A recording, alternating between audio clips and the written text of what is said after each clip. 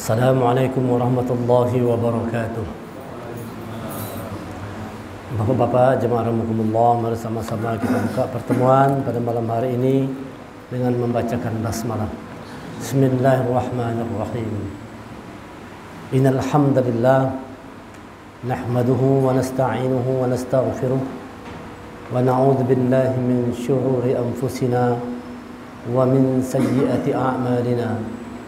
من يهد الله فلا مضل له ومن يضلل فلا هادي له أشهد أن لا إله إلا الله وأشهد أن محمدا عبده ورسوله لا نبي بعده اللهم صل وسلم على محمد رسول الله وعلى آله وصحبه ومن تبعه وبلاه إلى يوم القيامة رب اشرح لي صدري ويسر لي أمري واحلل عقدة من لساني يفقهوا قولي رب زدني علما وارزقني فهما فقال الله تعالى في القرآن الكريم أعوذ بالله من الشيطان الرجيم يا أيها الذين آمنوا اتقوا الله حق تقاته ولا تموتن إلا وأنتم مسلمون. Wahai orang beriman, bertakwa kepada Allah dengan benar dan jangan kalian mati kecuali sebagai seorang yang berserah diri kepada Allah sebagai seorang muslim. Ya ayuhan nasu taqu rabbakum alladzi khalaqakum min nafsin wahidah wa khalaqa minha zawjaha wa bassa minhuma rijalan katsiran wa nisaa'a واتقوا الله الذي تساءلون به والأرحام إن الله كان عليكم رقيبا يا أيها الذين آمنوا اتقوا الله وقولوا قولا سديدا يصلح لكم أعمالكم ويغفر لكم ذنوبكم ومن يطع الله ورسوله فقد فاز فوزا عظيما. الحمد لله. Rasa syukur yang tak terhingga, mari kita haturkan kehadirat Allah Subhanahu wa taala atas segala limpahan rahmat, taufik dan hidayah yang Allah berikan kepada kita semua. Salawat dan salam semoga senantiasa tercurah kepada Nabi kita Nabi Muhammad sallallahu alaihi wasallam beserta kerabat, sahabat dan pengikut beliau hingga akhir zaman. Jemaah pada malam hari ini kita akan mengangkat satu tema dengan judul Halawatul Iman. Halawatul Iman itu artinya manisnya iman. Iman itu punya rasa, kata Rasulullah.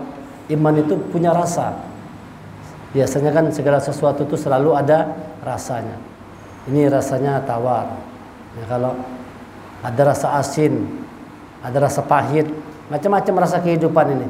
Ada rasa bahagia, rasa susah, senang, sedih, gembira, dan sebagainya. Berbagai macam rasa dalam kehidupan di muka bumi ini. Namun tidak punya arti kalau kita tidak pernah tahu bagaimana rasanya iman. Nah, kata Rasulullah, rasa iman itu manis di dalam dada. Orang yang merasakan manisnya iman itu tandanya apa? Dia merasakan lezat dalam beribadah kepada Allah. Salat malam itu lezat. Membaca Quran itu nikmat, nyaman. Salat berjemaah nikmat, nyaman. Itu orang yang merasakan nikmatnya, manisnya iman, kata Rasulullah. Tandanya itu, maka terlihat dalam beribadah itu dia merasa lezat melaksanakannya. Jadi kalau ada orang beribadah itu terasa beban masih, bahya maghrib pulanglah, ya siang pulanglah. Aduh, bangun malam pulanglah. Puasa pulanglah, mengaji pulanglah. Orang yang merasakan beban dan berat itu tandanya dia belum merasakan manisnya iman. Semua orang boleh mengatakan, mengaku, aku beriman. Tentu kalau kita ditanya semua beriman, tentu kita mengatakan kita orang yang beriman. Tetapi tidak semua orang beriman bisa merasakan manisnya iman. Tidak semua orang beriman bisa merasakan manisnya iman. Rasulullah memberikan satu pelajaran kepada kita semua. Bagaimana supaya kita bisa merasakan manisnya iman tadi itu. Karena kalau iman itu manis, beribadah itu nikmat. Itu tandanya orang sudah merasakan manisnya iman. Beribadah tuh lezat, nikmat, nyaman, bahagia, gembira. Kalau kita bisa bangun malam tuh kita gembira benar tuh. Alhamdulillah ya Allah bisa bangun malam, sholat malam. Tuh, bahkan sahabat Rasulullah tuh kalau misalnya kelewatan sholat malam sekali, itu bisa seharian menangis, menyesal. Kenapa tadi malam kok tidak bangunlah aja. Nangis seharian. Kenapa nangis kejar sahabat? Tadi malam aku tak bangun tahajud. Nah, sedih. Sahabat Rasulullah itu kalau tidak bangun tahajud itu sedih, seharian itu menangis, menyesal. Kenapa tadi malam tidak bangun tahajud? Kenapa bisa demikian? Karena sudah merasakan manisnya iman. Berlomba-lomba kalau mau perang itu, hari ini dalam peperangan kali ini aku yang mati syahid. Jar seorang sahabat kada aja, aku yang mati syahid. Jadi para sahabat itu berlomba-lomba untuk mati syahid di medan perang. Kenapa bisa demikian? Karena merasakan manisnya iman. Lalu nikmat beribadah, lezat, gembira, bahagia ketika beribadah kepada Allah itu. Itulah tandanya kita sudah merasakan manisnya iman. Kalau belum gembira, kalau belum bahagia, malah terasa beban, berat. Hendak mengaji berat benar. Bangun malam berat benar, koler benar digawi. Hendak puasa sunnah, koler benar berat. Itu berarti kita belum merasakan manisnya iman. Sudah beriman tapi belum merasakan manisnya iman. Nah, kata Rasulullah, ada 3 perangai, 3 sifat, 3 sikap seseorang itu kalau ada dalam dirinya, maka dia akan merasakan manisnya iman.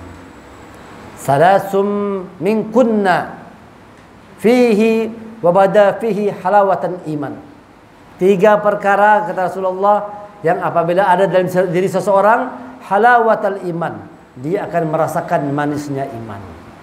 3 perangai. Apa yang pertama? Man kana Allahu wa rasuluhu ahabba ilaihi mimma siwahuma. Man kana Allah, siapa yang mencintai Allah wa rasuluhu dan rasulnya, ahabba ilaihi, lebih dia cintai mimma siwahuma, daripada keduanya. Artinya cinta kita kepada Allah dan Rasulnya itu melebihi cinta kita terhadap apapun. Orang yang merasakan seperti itu, dia akan merasakan manisnya iman. Orang-orang yang mampu meletakkan Allah dalam hatinya dan Rasulnya dalam hatinya itu di atas kecintaannya terhadap apapun. Kita kan cinta lawan harta, tapi cinta kepada Allah dan Rasulnya di atas segala-galanya. Lawan anak kita cintakan sayang. Lawan pasangan kita, lawan rumah kita, lawan kendaraan kita, dengan pekerjaan kita senang, kita suka. Tetapi rasa suka, rasa senang, rasa cinta itu tidak boleh melebihi rasa cinta kita kepada Allah dan Rasulnya. Cinta kita kepada Allah dan Rasulnya harus di atas cinta kita terhadap apapun. Kalau mampu demikian, orang akan merasakan manisnya iman. Kalau tidak, kenapa tidak merasa manisnya iman? Barangkali masih banyak yang lebih kita cintai daripada Allah dan Rasulnya. Qul in kana aba'ukum wa abna'ukum wa ikhwanukum wa azwajukum wa ashiratukum wa amwalun iktarabtumuha wa tijaratun takhshawna kasadaha wa masakin tardawnaha ahabba ilaikum minallahi wa rasulih wa jihadin fi sabili fatarabbasu hatta ya'ti Allahu bi amri wallahu la yahdil qaumal fasiqin. Ada 8 saingan Allah dalam Quran ini dikatakan dalam surah At-Taubah surah ke-9 ayat 24.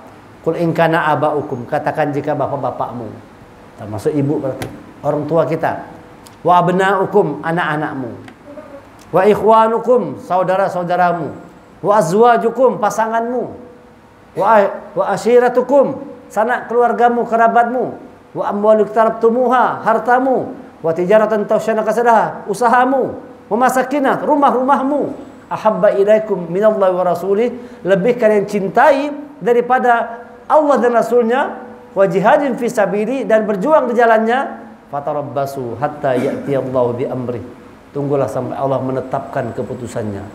Wallahu la yahdil qaumal fasiqin, Allah tidak akan memberi petunjuk kepada orang-orang yang fasik. Jadi orang yang lebih cinta dunia ketimbang Allah dan Rasulnya itu dianggap sebagai orang yang fasik. Orang fasik tidak akan diberi petunjuk oleh Allah. Nah, ini bahaya aja orang fasik. Siapa orang fasik tadi? abahnya, anaknya, saudaranya, istrinya, keluarganya, hartanya, usahanya, rumahnya lebih dia cintai daripada Allah dan Rasulnya. Orang yang ingin merasakan manisnya iman tadi harus meletakkan cintanya kepada Allah dan Rasulnya di atas segala-galanya, bahkan di atas cinta terhadap dirinya sendiri. Itu baru namanya iman. Itu baru namanya iman. Kalau belum mampu demikian, itu belum akan terasa manisnya iman. Kalau masih banyak hal-hal yang lain yang lebih kita cintai daripada Rasulnya, kita tidak akan merasakan manisnya iman. Jemaah rahimakumullah, rasa cinta itu bukan sekedar diucapkan dengan kata-kata, tapi dia perlu yang namanya pembuktian. Bagaimana membuktikan cinta tadi itu? Kalau kita cinta terhadap sesuatu, biasanya itu akan bersemangat terhadap sesuatu itu. Betul? Kalau kita suka dengan sesuatu, cinta dengan sesuatu, biasanya kita semangat untuk meraih sesuatu itu. Kalau kita cinta harta, semangat tidak mencari harta? Nah, semangat kan? Orang yang cinta dengan kedudukan, jabatan, semangat tidak mengejar kedudukan tadi? Semangat karena rasa cinta. Demikian juga orang yang cinta kepada Allah, cinta kepada Rasul, semangat untuk terus mendekatkan diri kepada Allah, mengikuti Allah dan Rasulnya. Maka tanda orang yang cinta kepada Rasulnya itu apa tanda cintanya? Ittiba, ikut Allah dan ikut Rasul. Baru namanya cinta. Kalau tidak mengikuti Allah dan Rasulnya, bukan cinta namanya. Cinta monyet berarti. Cinta juga tapi cinta monyet. Orang-orang benar cinta kepada Allah itu apa tandanya? Mereka ittiba, mengikuti Allah dan Rasulnya. Qul in kuntum tuhibbunallah fattabi'uni yuhibbukumullah wa yaghfir lakum dzunubakum wallahu ghafurur rahim. Ali Imran surah ketiga ayat 31. Katakanlah jika kalian mencintai Allah. Qul in kuntum tuhibbunallah, katakan Muhammad, jika kalian cinta kepada Allah, fattabi'uni, maka ikuti aku, kata Rasulullah. Kalau kalian cinta kepada Allah, ikuti aku, kata Rasulullah. Yuhibbukumullah, niscaya Allah akan mencintai kalian. Wa yaghfir lakum dzunubakum, dan menghapuskan dosa-dosa kalian. Wallahu ghafurur rahim, Allah Maha Pengampun, Maha Penyayang.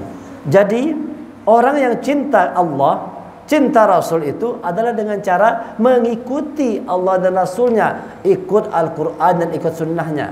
Kalau kita ikut Allah, ikut Quran, ikut Rasul, ikut sunnahnya.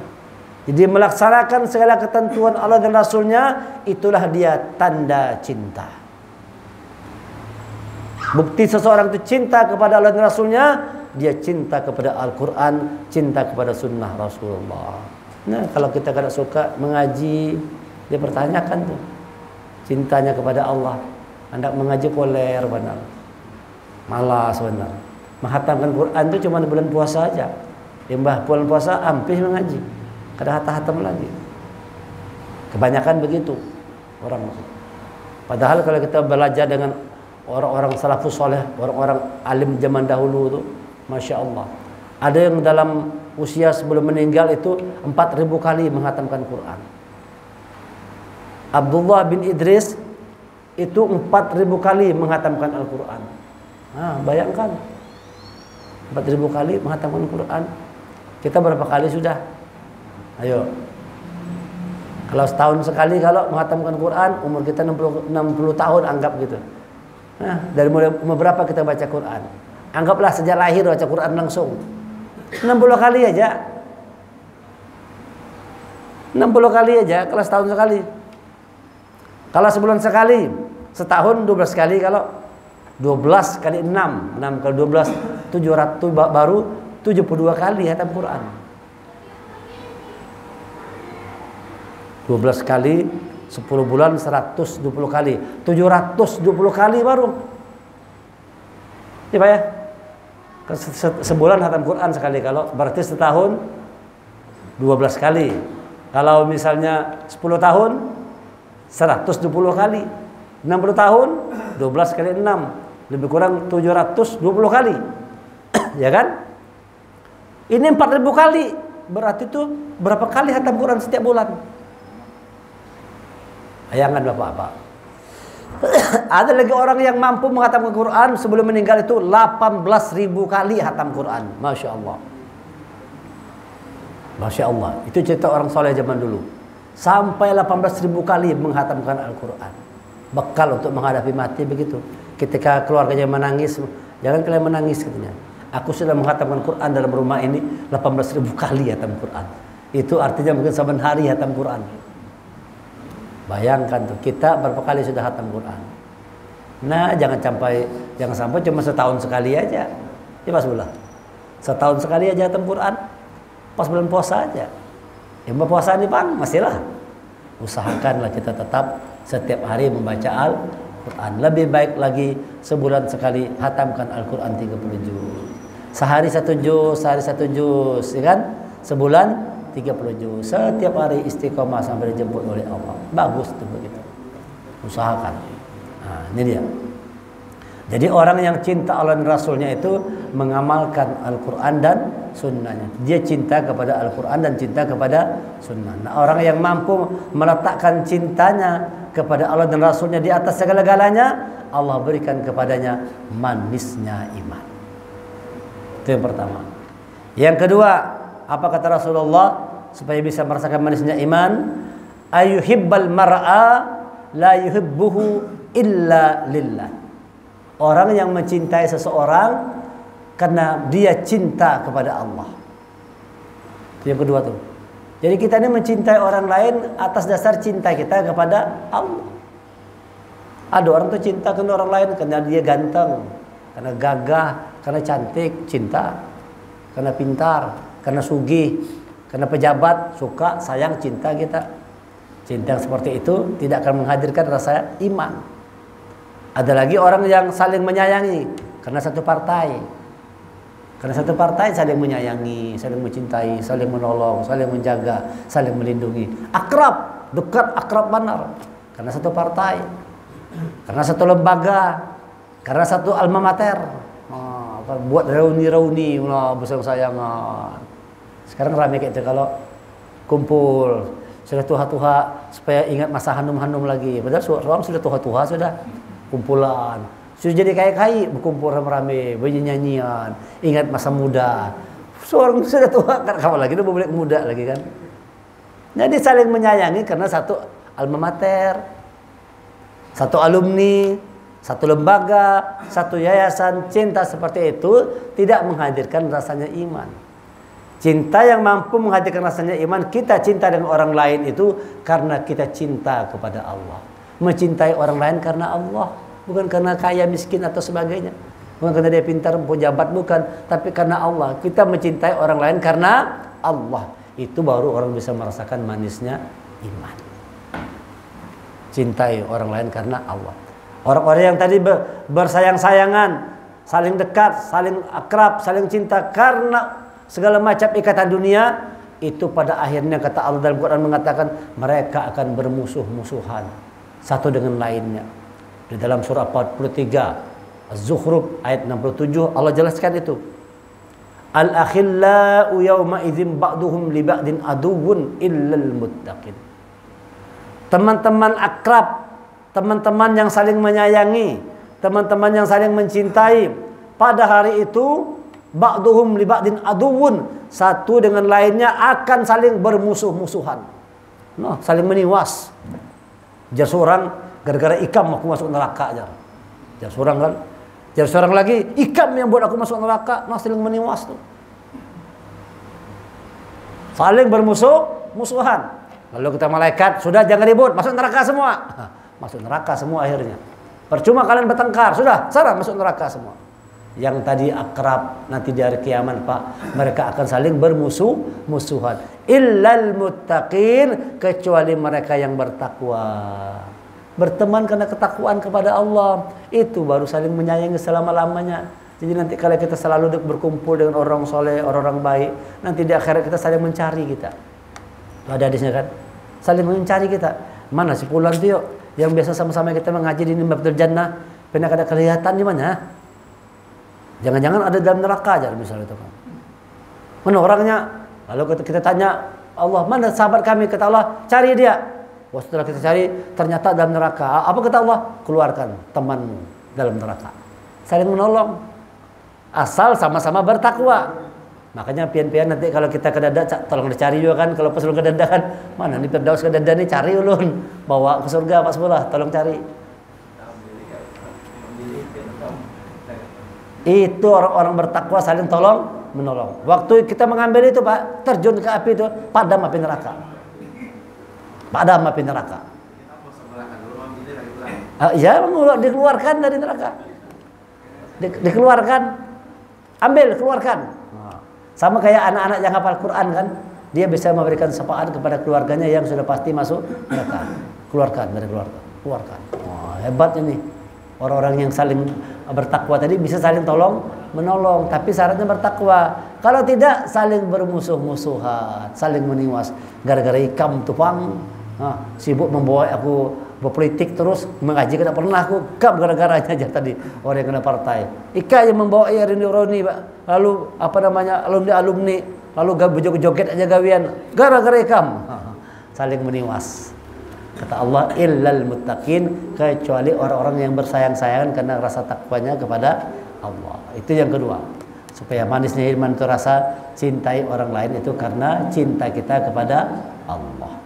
Yang ketiga, ay yakraha ay ya'uda fil kufr ba'da an anqadhahu Allah min kama yakrahu ay yuqzafa finnar. Itu artinya orang-orang yang tidak mau kembali kepada kekafiran, kembali kepada kegelapan, dunia yang gelap, dunia yang maksiat, dunia yang sesat, tidak mau kembali kepada keburukan sebagaimana kalian tidak mau kembali ke masuk dalam api neraka.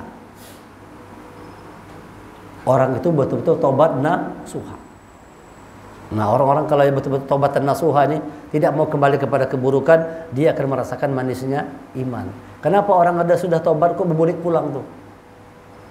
Sudah tobat berbulik pulang, ada kalau sudah bagus tobat, mana berbulik pulang, berjoget pulang orangnya.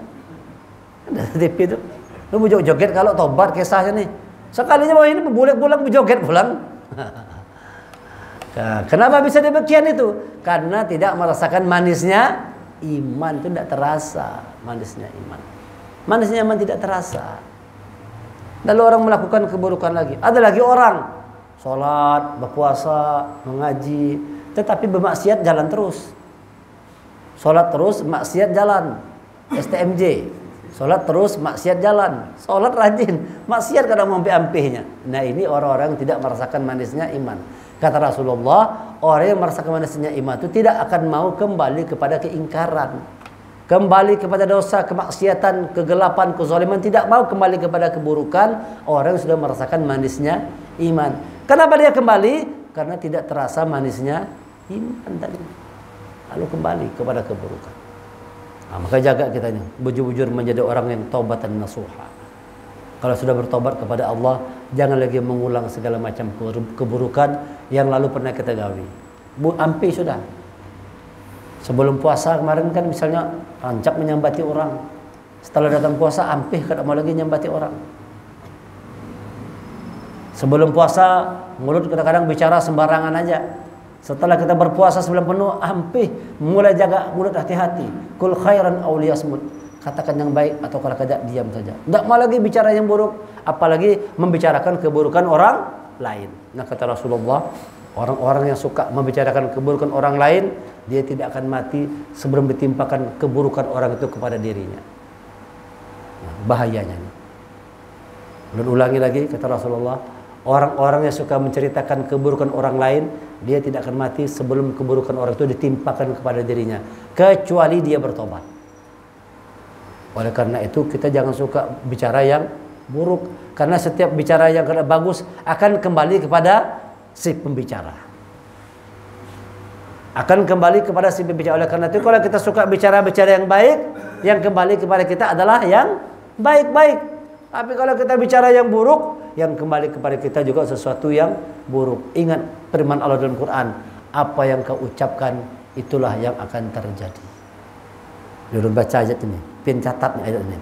Surah Az-Zariyat 51 ayat 23. Fa warabbis samai wal ardi innahu lahaqqum misla ma annakum tantiqun. Ini Allah bersumpah nih, Maka demi Tuhan langit dan bumi. Nah, bersumpah Allah. Demi Tuhan langit dan bumi. Sungguh apa yang dijanjikan itu pasti terjadi seperti apa yang kamu ucapkan.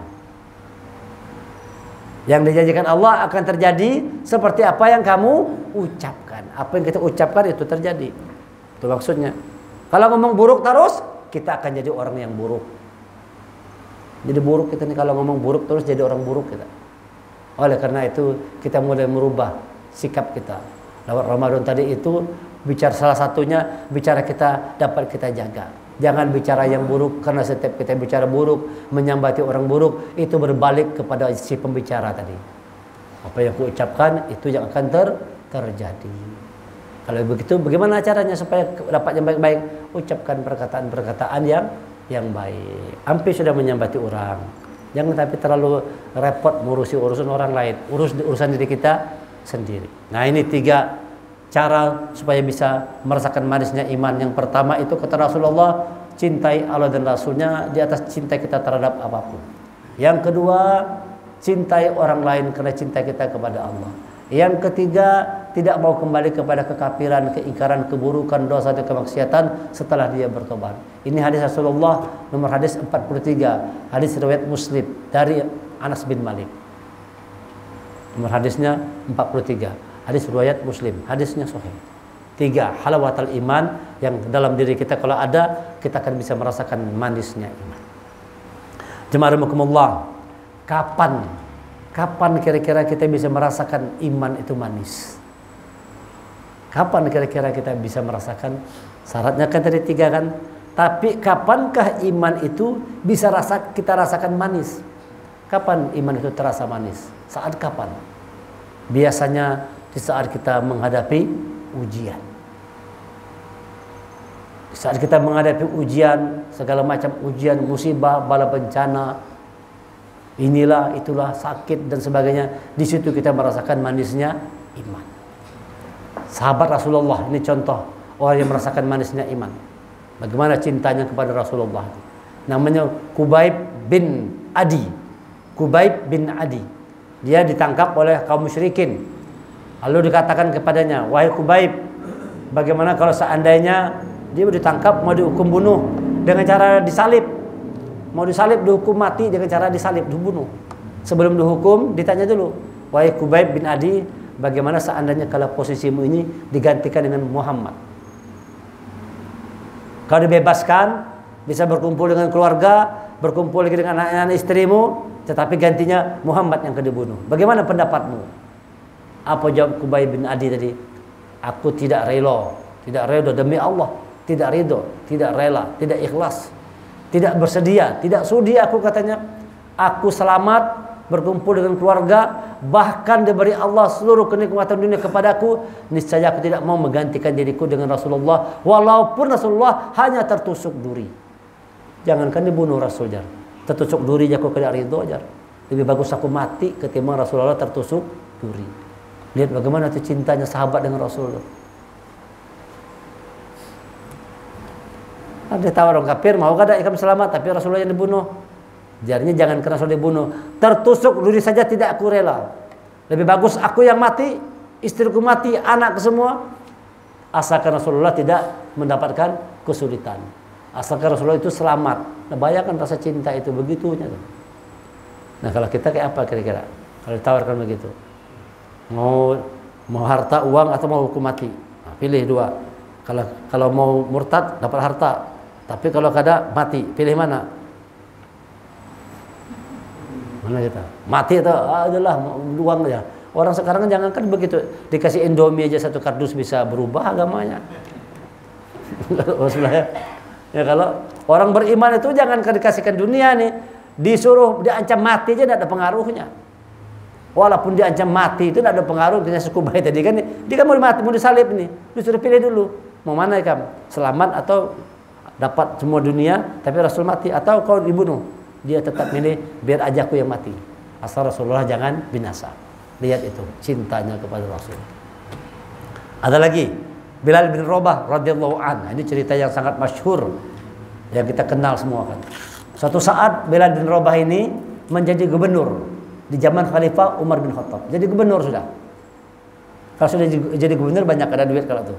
Banyak duit kalau rumah nyaman, rumah dinas sama segala macam kan, duit banyak. Bilal sudah jadi gubernur. Kalau kata sahabatnya, wahai Bilal, engkau sekarang sudah merasakan manisnya iman. Perjuanganmu sekarang sudah jadi apa yang kau lakukan, sekaranglah sudah kau rasakan bagaimana manisnya iman itu. Kata sahabat kepada Bilal bin Rabah. Apa jawab Bilal? Kalian salah, wahai sahabat-sahabatku. Salah kalian. Aku merasakan manisnya iman itu bukan pada saat jadi gubernur sekarang ini. Bukan pada saat sugih nih. Kapan aku merasakan manisnya iman itu katanya? Ketika aku ditindih batu, ditarik di padang pasir yang panas, di tengah terik matahari yang menyengat. Di situ aku rasakan manisnya iman. Sehingga yang keluar dari mulutku ini adalah ucapan ahadun ahad, ahadun ahad, ahadun ahad. Aku hanya bergantung kepada Allah. Di situ aku merasakan manisnya iman, bukan pada saat jadi gubernur. Kalau kita kayak apa? Alhamdulillah. Jadi gubernur sudah wajah ini. Dulu susah, sekarang jadi gubernur. Alhamdulillah, merasa lezat. Bilal tidak, dia merasakan lezat itu ketika dia mengalami ujian dari Allah itu. Bagaimana dia mempertahankan imannya itu, tidak terpengaruh walaupun nyawa melayang. Bilal tetap mengatakan ahadun ahad. Disiksa Umayyah itu ditarik. Wah, kalau kita nonton filmnya itu mau, masya Allah, luar biasa Bilal. Baru nonton filmnya sudah terenyuh hati kita melihat seorang Bilal mempertahankan imannya. Mau mati aja tetap mempertahankan imannya. Tidak terpengaruh, tetap ahadun ahad, ahadun ahad. Tidak terpengaruh, menyerah sampai orang kafir Quraisy tadi itu. Iman sampai begitu tuh mempertahankan, siap hancur binasa demi mempertahankan iman. Itu karena dia sudah bisa merasakan manisnya iman. Kayak apa dengan kita? Bagaimana kita membutuhkan merasa iman itu manis atau tidak? Ini yang ulun sampaikan, ini ulun sampaikan pada saat ulun khutbah kemarin, Jumat kemarin di Hasanuddin. Ini temanya tentang halawatul iman. Ulun bicara dari atas mimbar, khotib itu kan, orang yang beriman kepada Allah, dia tidak takut kehilangan apapun, dia hanya takut kehilangan Allah. Ulun berpandang kayak itu, kalau sekali ulun bulik khutbah keluar masjid, hilang sendal ulun. Masya Allah, ulun cari-cari mana sendal ulun, tidak ada nih. Baru ulun jadi mikir, apa yang kuucapkan itu yang akan terjadi tadi. Masya Allah, Jarun. Ini tadi ulun nyampaikan di panggung, di mimbar tadi, bepada tidak takut kehilangan apapun, hanya takut tiba-tiba hilang sendal kita. Kalau Masya Allah, jadi uji oleh Allah langsung, ujinya langsung kita. Dalam hati kita, kelewatan Pak orang ini, sendal Pak Khotib kan diambilnya juga. Masya Allah. Tapi karena tadi kita menyampaikan, di atas itu kita tahu ini Allah sedang menguji. Tidak ada marah kita, malah ulun ucapkan alhamdulillah, mudah-mudahan yang mengambil sendal ini dapat hidayah dari Allah. Ulun ucapkan begitu. Kenapa bisa begitu? Karena sendalnya buruk sudah. Bukan. Karena sendalnya itu sudah buruk, tali jenak pagar. Sudah niat ulun memang tidak mengganti nih. Memang sudah mengganti. Kayak sendalnya sudah ganti, sudah buruk sendal ini. Makanya soal ada kekawinan supan kalau sendal buruk diganti nih, rupanya hilang dia orang. Sendal itu kita kadang marah karena sendal itu buruk. Jika sendal itu baru nukar, bisa marah juga ay. Mau benar hanya nukar sendal 2 hari hilang sudah marah kita. Dikira ikhlas, bukan ikhlas, karena sendalnya sudah buruk sendalnya. Langsung diuji oleh Allah. Masya Allah, sampai ke rumah bapak-bapak nih, kawan-kawan sekalian, sampai di rumah Jumat itu, tiba-tiba anak ulun itu menceret kena diare pulang. La ilaha illallah jal ulun. Ulun kasih sama istri ulun tentang kajian tadi. Abang cerita apa kajian tentang ini, Masya Allah. Langsung diuji oleh Allah. Sampai ke rumah tadi anak saya sehat. Sebelum Jumatan, habis Jumatan tiba-tiba diare dia. Sampai sekarang masih di rumah sakit. Di rumah sakit Islam. 3 hari sudah. Jumat, Sabtu, Ahad tadi. Tapi insya Allah mungkin besok atau lusa sudah balik lah. Sudah mulai sehat. Sudah mulai sehat tadi. Tapi masih apa? Sedikit-sedikit lah. Tapi sudah mungkin sudah kelihatan sudah gembira, sudah ceria lagi. Mungkin besok udah bisa balik lah. Bayang itu ujian oleh Allah. Baru kita ngomong tentang manusia iman itu akan terasa ketika diuji oleh Allah. Oh, kan ulama ibadah kayak itu. Ulun kasih contoh, Kubayb bin Adi, Bilal diuji oleh Allah, di situ dirasakan manusia iman. Sampai ke rumah anak garing langsung. Diuji oleh Allah. Nah, kelimpungan juga nah. Aduh, kelimpungan juga. Masya Allah. Tetapi itulah cara Allah untuk kita menjadi semakin paham dengan petunjuk Allah itu. Quran mengatakan, jangan kalian mengatakan beriman. Ya kan? Jangan kalian merasa beriman. Jangan kalian mengaku beriman kalau sebelum diuji oleh Allah. Ahasiban nasu aituraku ayyaqulu amanna wa hum la yuftanun. Kalian jangan mengira bahwa diri kalian beriman kalau sebelum diuji oleh Allah. Maka iman itu akan tahu iman itu ada atau tidak, manis atau tidak ketika dia datang ujian. Jadi kalau ujian datang kita jangan pesimis, jangan mengeluh. Itu tanda Allah cinta dengan seseorang. Kalau sudah Allah cinta dengan seseorang, apa yang dilakukan oleh Allah? Dia akan diuji oleh Allah. Bedakan kalau kita cinta dengan seseorang, kasih baju, kasih uang, kasih apa. Kalau Allah tidak demikian, tidak langsung begitu. Kalau Allah cinta dengan seseorang, Allah akan uji orang itu. Nabi Allah Ibrahim diuji oleh Allah. Itu kan ketika ada malaikat mau minta kambing semua kan, wahai Nabi Allah, bisa tak kami minta kambing nih? Ambil aja. Kata Nabi Allah. Kalau kami minta sebelah gunung, boleh enggak? Ambil aja. Bahkan kalau kalian mau seluruhnya, ambil aja. Kata Nabi Allah Ibrahim kepada malaikat.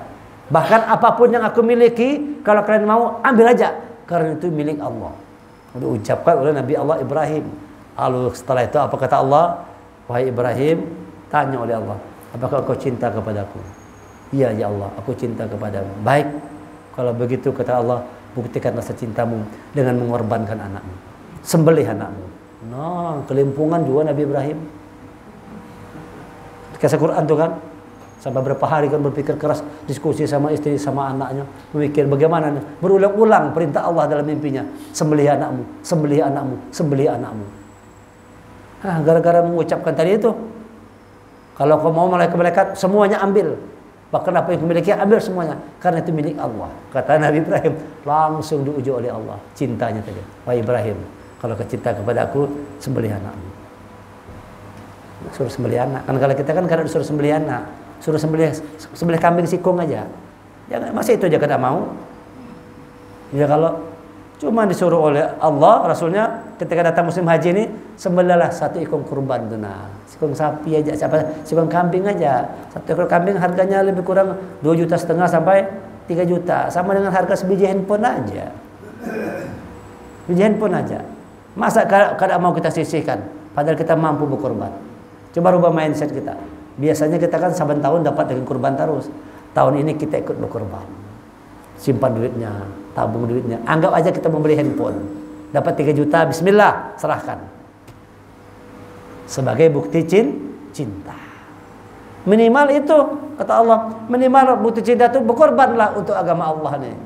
Coba dia minta sekong kambing aja. Ada orang yang gak ada hakun, padahal dia mampu. Beli handphone tak mikir-mikir, nabung, bahkan bisa nabung berbulan-bulan. Nabung duit cukup beli handphone. Coba nabung duit untuk berkorban. Nah, itu langka tuh. Ada orang menyimpan duit, dia menabung, gasan berkorban. Minimal rasa cinta itu buktikanlah dengan semangat kita mau berkorban untuk agama Allah. Cinta itu perlu pembuktian. Bukan cuma dengan kata-kata. Dan pembuktian itu datang sebentar lagi bulan Zulhijjah. Di situ kita buktikan. Jangan sampai kita tidak berkorban. Rasulullah itu setiap tahun sepanjang hidupnya setelah turun perintah berkorban itu selalu berkorban terus setiap tahunnya. Setiap tahun Rasulullah selalu berkorban. Nah, coba kita belajar begitu juga berkorban. Kalau ada orang sugih 1 M duitnya, dia berkorban seekor kambing. Nyaman gak? Mudah aja orang 1 M duitnya. Tapi kalau ada orang punya duit pas-pasan, harga kambing 3 juta, duit ada 3 juta juga nah. Pas duit 3 juta, harga kambing 3 juta. Sementara 3 juta ini listrik belum bayar lagi, banyu belum bayar, kredit motor belum bayar. Kita disuruh milih oleh Allah. Mana pilih? Pilih dunia tadi atau pilih untuk akhirat? Coba sekali-kali bismillah. Bismillah, korbankan. Nanti yang dunia tadi diurus oleh Allah. Itu perlu keyakinan. Itulah namanya iman. Itulah namanya iman. Bismillah, aku berkorban dulu. Nanti urusan dunia kali diurus oleh Allah. Jangan khawatir, jangan tahu. Janji Allah pasti benar. Allah tidak pernah ingkar dengan janji. Cuma kita diuji oleh Allah membuktikan apakah betul-betul beriman atau tidak. Nah, orang-orang yang merasakan manisnya iman itu siap berkorban untuk agama Allah. Tidak takut kehilangan apapun, dia hanya takut kehilangan Allah. Hati-hati keluar sendal hilang. Masya Allah. Itu cara Allah mengajarkan kita semua. Ayo semuanya pupuklah semangat pengorbanan dalam jiwa kita tuh sebagai tanda cinta kita kepada Allah. Ini yang bisa kita kaji pada malam hari ini tentang halawatul iman, tentang manisnya iman. Syaratnya ada 3 dalam hadis Rasulullah. Pertama, cintai Allah dan Rasulnya terhadap cinta kita terhadap apapun. Yang kedua, cintai orang lain karena cinta kita kepada Allah. Yang ketiga, tidak mau lagi berbuat keingkaran, berbuat keburukan, berbuat kemaksiatan setelah kita mendapatkan petunjuk Allah. Setelah tobat dengan tobatan nasuha, sesungguh-sungguhnya tobat, tidak akan mengulangi kesalahan yang sama. Dan yang terpenting lagi, jangan lupa Dzulhijjah, jadilah orang-orang siap untuk berkorban. Ikut kita berkorban, ikut kita mengagungkan syiar agama Allah. Dzalika min sya'airallah min taqwal qulub. Demikianlah syiar agama Allah yang lahir dari taqwal qulub, ketakwaan hatinya. Itu lahirkan ketakwaan dalam hati kita. Lalu dengan itu kita agungkan syiar-syiar agama Allah. Syiar agama Allah itu salah satunya termasuk adalah ibadah kurban.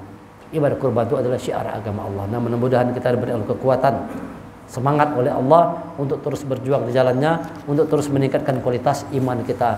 Semakin terasa manis dalam dada kita, lalu dengan itu kita merasa nikmat, lezat, bahagia, gembira dalam beribadah, bertakwa kepada Allah Subhanahu wa taala.